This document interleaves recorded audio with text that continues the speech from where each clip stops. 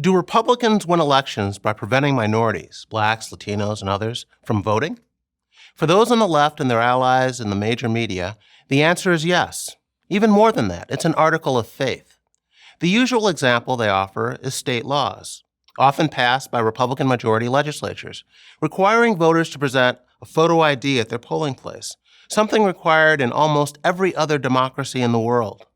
According to the left, voter ID depresses minority turnout and is therefore a blatant form of racial discrimination. But there's a problem with this accusation. There's no evidence to support it. Minorities are voting in greater numbers and at higher percentages than ever before. The facts and figures are there for anyone to see. Still, progressives and most of the political press don't seem to have noticed. Or maybe they just don't want to look.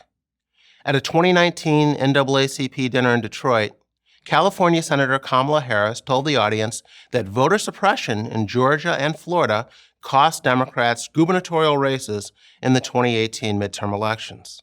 "Let's say this loud and clear," said Ms. Harris. "Without voter suppression, Stacey Abrams would be the governor of Georgia. Andrew Gillum is the governor of Florida."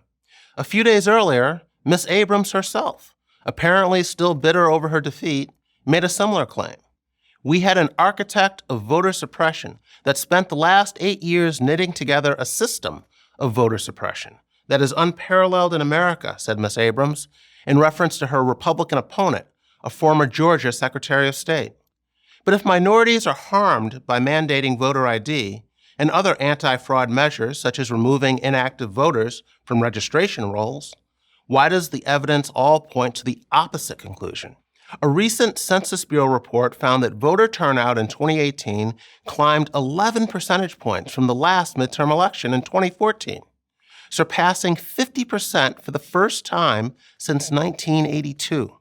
Moreover, the increased turnout was largely driven by the same minority voters Democrats claim are being disenfranchised. Black turnout grew around 27%, and Hispanic turnout increased about 50%.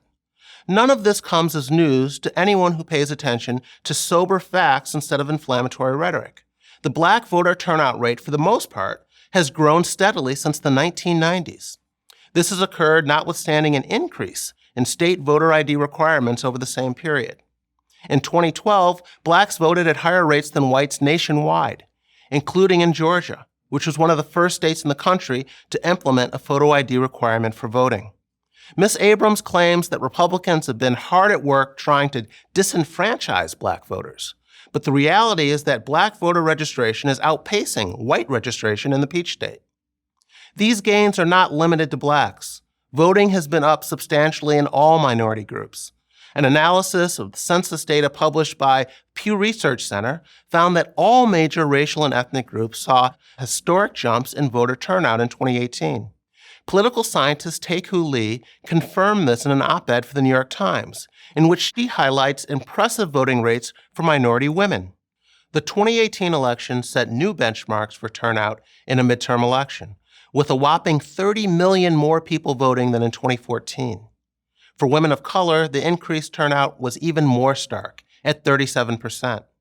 As to the issue of ensuring the accuracy and integrity of U.S. elections, minority voters appear to be as concerned as everyone else. Ms. Harris and Ms. Abrams may feel that requiring an ID for banking, flying, or buying cold medicine should not apply to voting, but most people don't seem to have that problem. In a 2016 Gallup poll, voter ID laws were supported by 4 in 5 respondents, including 95% of Republicans, 63% of Democrats, 81% of whites, and 77% of non-whites. So, if there is no serious opposition to voter ID laws and no evidence of voter suppression, if, in fact, more people of different races and ethnicities are voting at higher rates than ever before, why won't this voter suppression myth die? The answer is at once surprising and obvious. One party simply can't accept that they will lose a close election. If a Republican wins one of those, there has to be a nefarious reason. Voter suppression is as good as any, even if it has no basis in fact. Ms. Abrams lost, by the way, by over 50,000 votes. Elections are decided by the state of the economy, foreign policy issues, candidate personalities, and a host of other factors. The non-existent problem of voter suppression is not one of them. I'm Jason Riley, Senior Fellow at the Manhattan Institute for Prager University.